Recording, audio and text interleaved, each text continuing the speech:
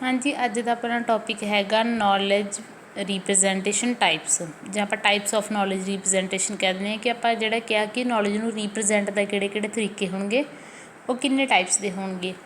ਆਪਣੀ बुक ਤੇ भी ये टॉपिक ਦਿੱਤਾ ਹੋਇਆ, बट मैनू अपनी बुक ਤੇ ज़्यादा अपनी बुक ਤੇ ज़्यादा डिफाइन नहीं किया उस चीज़ ਨੂੰ, ज़्यादा इन्हां ਦੇ ਵਿੱਚ ਜਿਹੜਾ डिफरेंस क्लीयर नहीं किया। इस करके मैं ਤੁਹਾਡੇ ਲਈ ਇਹ ਜਿਹੜੀ ਹੈਗੀ है PDF तैयार की है ऑनलाइन सर्च करके। मैं तुहानूं PDF भी शेयर कर दूँ अगे, जेकर तुसीं अपनी बुक वाला करना हो तुसीं वो भी कर सकते हो विच ऐड, जे तुसीं ये करना चाहो तो ये भी कर सकते हो।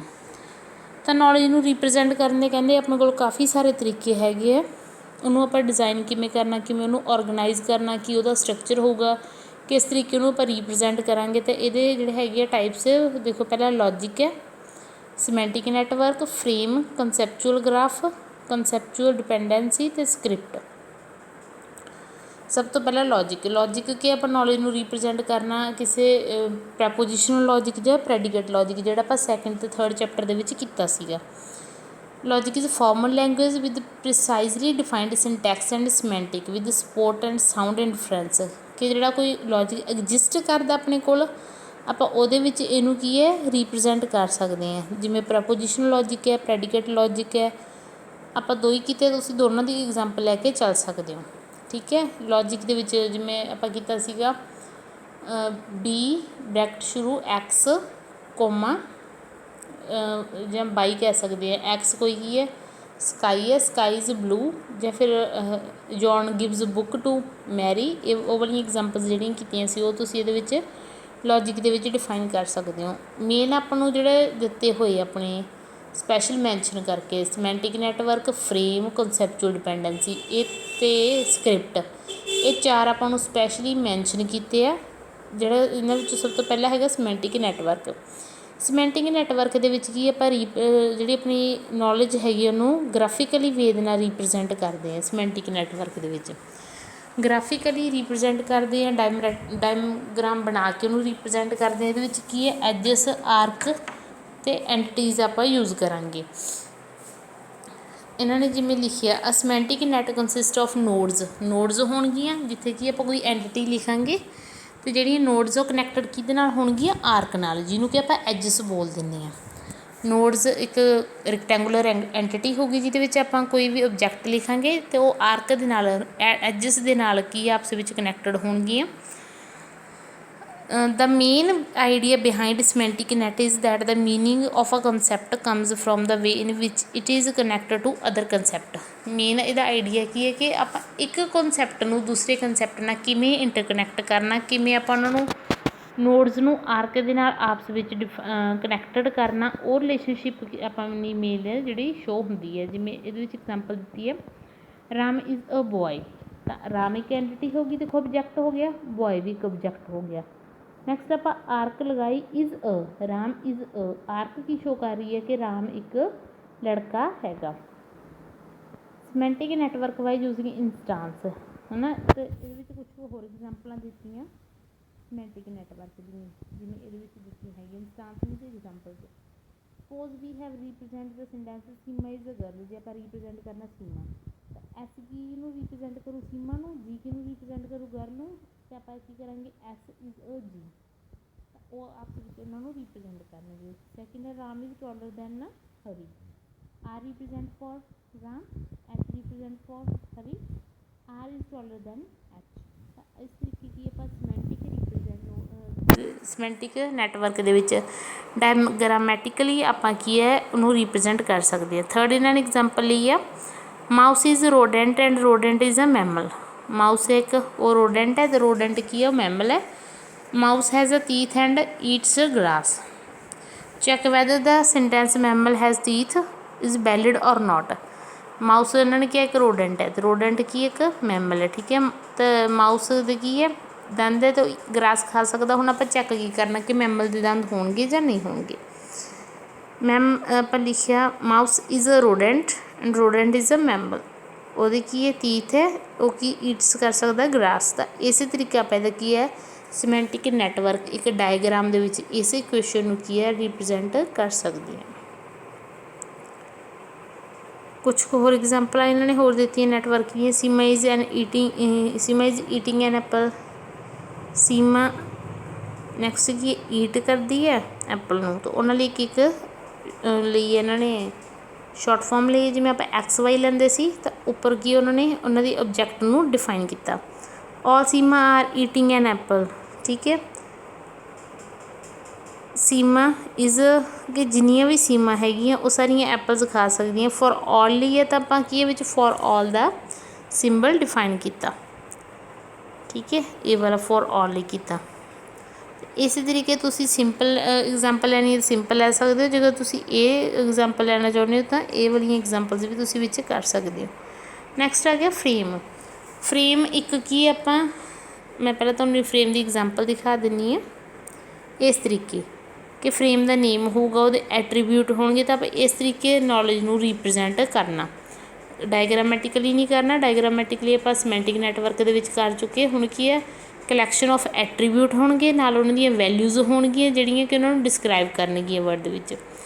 Frames are generally record like structure, कोई एक स्ट्रक्चर होगा है ना। हर जिन्ने भी आप मतलब मान लो आप कार एक की ऑब्जैक्ट लिया, वो बारे नॉलेज रिप्रजेंट करनी, वो एट्रीब्यूट की होंगे, कलर होगा, वो शेप होगी, वो मॉडल होगा, ਉਹਦਾ ਕੀ ਹੈ ਕੰਪਨੀ ਹੋਊਗੀ ਕਿ ਕਿਸ ਕੰਪਨੀ ਨੇ ਹੈ ਨਾ ਕਾਰ ਆਪਣੀ ਡਿਜ਼ਾਈਨ ਕੀਤੀ ਹੈ, ਉਹਦੇ ਐਟਰੀਬਿਊਟ ਹੋਣਗੇ ਅਤੇ ਇਹਨਾਂ ਦੀਆਂ ਵੈਲਿਊਜ਼ ਹੋਣਗੀਆਂ ਨਾਲ। ਜਿਵੇਂ ਕਲਰ ਮੰਨ ਲਓ ਰੈੱਡ ਹੈ, ਮਾਡਲ ਮੰਨ ਲਓ 2020 ਆ ਹੈ ਨਾ, ਕੰਪਨੀ ਮੰਨ ਲਓ ਟਾਟਾ ਦੀ ਹੈ ਜਾਂ ਕਿਸੇ ਹੋਰ ਨੇ ਕੀਤੀ ਹੈਗੀ ਹੈ ਡਿਜ਼ਾਈਨ, ਤਾਂ ਨਾਲ ਹਰ ਇੱਕ ਐਟਰੀਬਿਊਟ ਹੋਊਗਾ ਕਾਫੀ ਸਾਰੇ ਇੱਕ ਆਬਜੈਕਟ ਦੇ, ਅਤੇ ਐਟਰੀਬਿਊਟ ਦੀ ਇੱਕ ਪੋਸੀਬਲ ਵੈਲਿਊ ਹੋਊਗੀ। Frame me have any number of slots, ਇੱਕ ਫਰੇਮ ਦੇ ਕਾਫੀ ਨੰਬਰ ਆਫ ਸਲੋਟਸ ਹੋਣਗੇ, तो हरेक स्लॉट के काफ़ी नंबर ऑफ फैक्ट होंगे।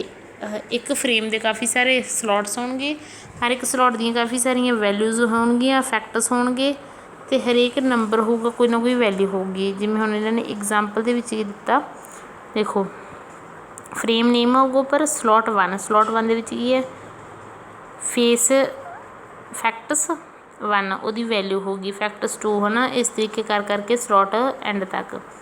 ਇਹਦੀ कोई एग्जाम्पल मैं ਤੁਹਾਨੂੰ ਨਾਲ ਇਹਦੀ पिक ਜਿਹੜੀ है शेयर कर दूँगी PDF ਦੇ। कॉन्सैप्चुअल ग्राफ आ गया। It is knowledge represent technique which consists of basic concept and the relationship between them.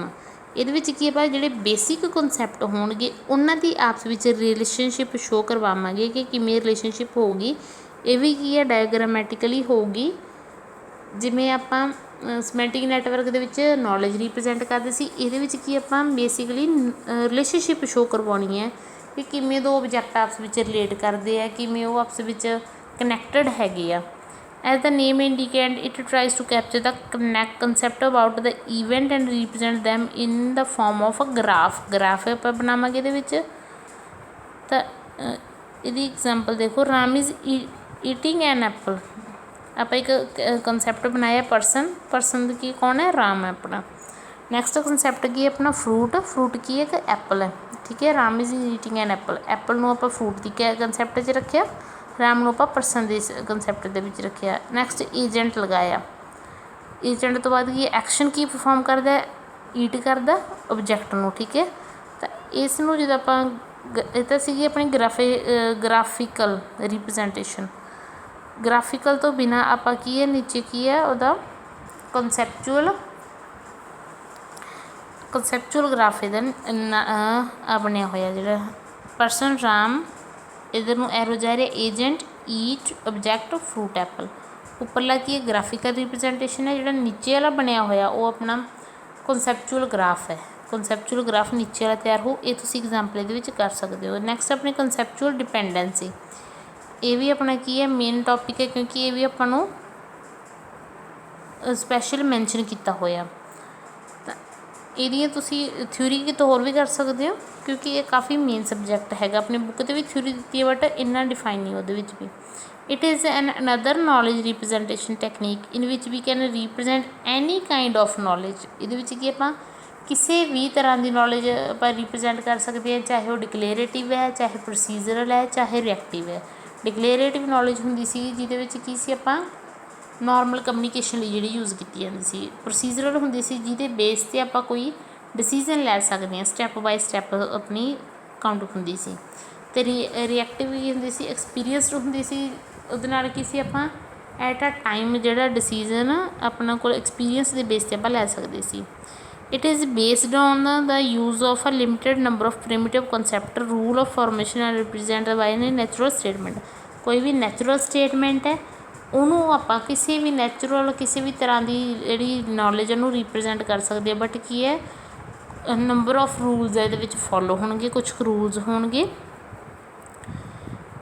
ਇਹਦੇ ਵਿੱਚ ਮੇਨਲੀ ਆਪਾਂ ਕੀ ਹੈ, ਇੱਕ ਸਟਰਕਚਰ ਤਿਆਰ ਕਰਦੇ ਹਾਂ, language structure, natural language structure ਤਿਆਰ ਕਰਦੇ ਹਾਂ। ਉਸ ਦੇ ਵਿੱਚ ਹੀ ਕੀ ਆਪਣੀ ਨੌਲੇਜ ਨੂੰ ਰਿਪਰੈਜ਼ੈਂਟ ਕੀਤਾ ਜਾਂਦਾ।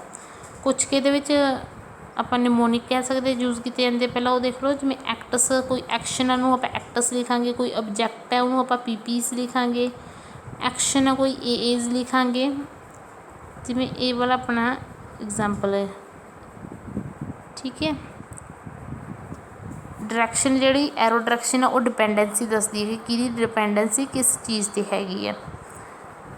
ਪਹਿਲਾਂ ਦੇਖੋ ਏ ਟਰਾਂਸਫਰ ਉੱਪਰ ਕੀਤਾ ਨਾ, ਏ ਟਰਾਂਸ ਦਾ ਮੀਨਿੰਗ ਕੀ ਹੈ, ਟਰਾਂਸਫਰ ਆਫ ਐਨ ਅਬਸਟਰੈਕਟ ਰਿਲੇਸ਼ਨਸ਼ਿਪ, ਕਿ ਜਿਹੜੀ ਰਿਲੇਸ਼ਨਸ਼ਿਪ ਆ ਉਹ ਟਰਾਂਸਫਰ ਕਰਦਾ। ਜਿਵੇਂ ਕਿ ਬੁੱਕ ਏ ਟਰਾਂਸ ਆਈ, ਕਿ ਬੁੱਕ ਜਿਹੜੀ ਹੈਗੀ ਇਸ ਇਨਸਾਨ ਦੀ ਹੋਊਗੀ। ਆਈ ਆਪਾਂ ਕੋਈ ਕਿਸੇ ਇਨਸਾਨ ਦੀ ਜਗ੍ਹਾ ਆਈ ਲਿਖਿਆ, ਆਈ ਕੋਈ ਵੀ ਹੋ ਸਕਦਾ, ਕਿਸੇ ਓਬਜੈਕਟ ਨੂੰ ਆਪਾਂ ਜਿਵੇਂ ਸ਼ੋਰਟ ਫੋਰਮ ਦਿੱਤੀ ਹੈ, ਠੀਕ ਹੈ। ਤਾਂ ਬੁੱਕ ਜਿਹੜੀ ਹੈਗੀ ਆ ਉਹ ਟਰਾਂਸਫੋਰਮ ਕਿਹਨੂੰ ਕਰ ਰਹੀ ਆ, ਆਈ ਨੂੰ। ਉਹਨਾਂ ਦੇ ਵਿੱਚ ਰਿਲੇਸ਼ਨਸ਼ਿਪ। ਪੀ ਟਰਾਂਸਫਰ ਹੈ ਜਿਹੜੀ ਫਿਜ਼ੀਕਲ ਲੋਕੇਸ਼ਨ ਹੁੰਦੀ ਹੈ ਆਬਜੈਕਟ ਦੀ, ਆਪਾਂ ਉਹ ਟਰਾਂਸਫਰ ਕਰ ਰਹੇ ਹਾਂ। ਐਮ ਟਰਾਂਸ ਕੀ ਹੈ, ਮੈਂਟਲ ਇਨਫੋਰਮੇਸ਼ਨ ਆਪਾਂ ਸੈਂਡ ਕਰ ਰਹੇ ਹਾਂ। Propel the application of a physical force to an object. Move ਕੀ ਹੈ, ਮੂਵਮੈਂਟ ਹੋ ਰਹੀ ਹੈ ਕਿਸੇ ਬੋਡੀ ਪਾਰਟ ਦੀ। GRASP grasping of an object by an action. Ingest ਕੋਈ ਆਪਾਂ ਆਬਜੈਕਟ ਨੂੰ ਕੀ ਹੈ, ਕੋਈ ਆਬਜੈਕਟ ਐਨੀਮਲ ਦੁਆਰਾ ਜਿਹੜਾ ਇੰਜੈਸਟ ਕੀਤਾ ਜਾਂਦਾ, ਐਨੀਮਲ ਦੁਆਰਾ ਕੋਈ ਆਬਜੈਕਟ ਈਟ ਕੀਤਾ ਜਾਂਦਾ। Expel from N animal body, ਕਿ ਕੋਈ ਐਨੀਮਲ ਬੋਡੀ ਦੁਆਰਾ ਜਿਵੇਂ ਕੋਈ ਰੋਇਆ ਜਾਂਦਾ ਜਾਂ ਕੋਈ ਮਤਲਬ ਐਨੀਮਲ ਬੋਡੀ ਦੁਆਰਾ ਕੋਈ ਚੀਜ਼ ਬਾਹਰ ਕੱਢਣਾ। Building new information and speak production of sound. ਤਾਂ ਇਹ ਐਗਜ਼ਾਮਪਲ ਤੁਸੀਂ ਇਹ ਉੱਪਰਲੀ ਕਰ ਸਕਦੇ ਹੋ ਕਿ I borrow book from man and book belongs to a trans, ਕਿ ਉਹਦੀ ਕੀ ਹੈ ਰਿਲੇਸ਼ਨਸ਼ਿਪ ਦਿਖਾ ਰਹੀ ਹੈ ਕਿ ਉਹ ਬੁੱਕ ਉਹ ਮੈਨ ਦੀ ਸੀ ਅਤੇ ਮੈਂ ਕੀ ਉਸ ਤੋਂ ਬੋਰੋ ਕੀਤੀ। ਇਹ ਆਪਣਾ ਕਨਸੈਪਚੁਅਲ ਡਿਪੈਂਡੈਂਸੀ ਸ਼ੋ ਕਰਦਾ। ਅਤੇ ਮੇਨ ਗੋਲ ਕੀ ਹੈ ਕਨਸੈਪਚੁਅਲ ਡਿਪੈਂਡੈਂਸੀ ਦਾ, ਕਿ ਆਪਾਂ ਇੰਪਲੀਸਿਟ ਕੰਸੈਪਟ ਇੱਕ ਸੈਂਟੈਂਸ ਨੂੰ ਇੰਪਲੀਸਿਟਲੀ ਰਿਪਰਜੈਂਟ ਕਰਨਾ, ਨਾ ਹੀ ਗ੍ਰਾਫੀਕਲ ਕਰਨਾ, ਨਾ ਹੀ ਆਪਾਂ ਕੀ ਹੈ ਆਪਾਂ ਇੱਕ ਕੋਈ ਸਟਰਕਚਰ ਦੇ ਵਿੱਚ ਓਨਲੀ ਸ਼ੋ ਕਰਨਾ, ਨਾ ਕੋਈ ਗ੍ਰਾਫ ਬਣਾਉਣਾ, ਨਾ ਕੋਈ ਟਰੀ ਬਣਾਉਣਾ, ਉਹਨੂੰ ਇੰਪਲੀਸਿਟਲੀ ਐਕਸਪਲੇਨ ਕਰਨਾ। ਅਤੇ ਇਹਦੇ ਲਈ ਕੀ ਹੈ ਆਬਜੈਕਟ ਹੋਣਾ ਚਾਹੀਦਾ ਆਪਣੇ ਕੋਲ ਇੱਕ। ਅਤੇ ਇਹ ਵਾਲੇ ਸਾਰੇ ਕੀ ਆਪਾਂ ਉਹਦੇ ਵਿੱਚ ਮਤਲਬ ਕੁਛ ਕੁ ਟਰਮ ਯੂਜ਼ ਕਰਦੇ, P for past, F for future. ਇਹ ਤੁਸੀਂ ਨਾ ਵੀ ਕਰੋਗੇ ਤਾਂ ਉੱਪਰਲੇ ਤੁਸੀਂ ਜ਼ਰੂਰ ਕਰਨੇ ਆ, ਜਿਹੜੇ ਸਪੀਕ, ਐਮਬਿਲਡ, ਇਹ ਵਾਲੇ ਤੁਸੀਂ ਜ਼ਰੂਰ ਕਰਨੇ ਆ। ਬਾਕੀ ਮੈਂ ਤੁਹਾਨੂੰ ਇਹਦੀਆਂ ਟਾਈਪਸ ਦੀ ਇੱਕ ਵੀਡੀਓ ਹੋਰ ਸੈਂਡ ਕਰੂੰਗੀ ਇਹਦੇ ਨਾਲ ਹੀ। ਅਗਰ ਫਿਰ ਵੀ ਤੁਹਾਨੂੰ ਕੋਈ ਇਹਦੇ ਵਿੱਚ ਡਾਊਟ ਰਹਿੰਦਾ ਤਾਂ ਆਪਾਂ ਇਹਦੀ ਕੀ ਇੱਕ ਦਿਨ ਟਾਈਪਸ ਦੀ ਕਲਾਸ ਲਗਾ ਲਾਂਗੇ, ਕਿਉਂਕਿ ਥੋੜ੍ਹਾ ਜਿਹਾ ਸਬਜੈਕਟ ਆਪਣਾ ਟਫ ਕਹਿ ਸਕਦੇ ਹਾਂ, ਕਿਉਂਕਿ ਔਨਲਾਈਨ ਕਰਾਉਣ ਦੇ ਵਿੱਚ ਬਹੁਤ ਜ਼ਿਆਦਾ ਇਹਦੇ ਵਿੱਚ ਪ੍ਰੋਬਲਮ ਆਉਂਦੀ ਹੈ। ਜਿਹੜੀ ਚੀਜ਼ ਸਮਝਾ ਰਹੀ ਹਾਂ ਮੇ ਵੀ ਕਈ ਵਾਰ ਹੋ ਜਾਂਦਾ ਕਿ ਉਹ ਚੀਜ਼ ਅਸੀਂ ਔਨਲਾਈਨ ਦਾ ਕਰਕੇ ਤੁਹਾਨੂੰ ਨਹੀਂ ਦੇ ਪਾਉਂਦੇ। ਤਾਂ ਕੋਈ ਗੱਲ ਨਹੀਂ, ਅਗਰ ਕੋਈ ਤੁਹਾਨੂੰ ਡਾਊਟ ਆਉਂਦਾ ਤਾਂ ਪੁੱਛ ਲਿਓ, ਆਪਾਂ ਕੀ ਇੱਕ ਦਿਨ ਔਨਲਾਈਨ ਕਲਾਸ ਅਟੈਂਡ ਕਰ ਲਾਂਗੇ।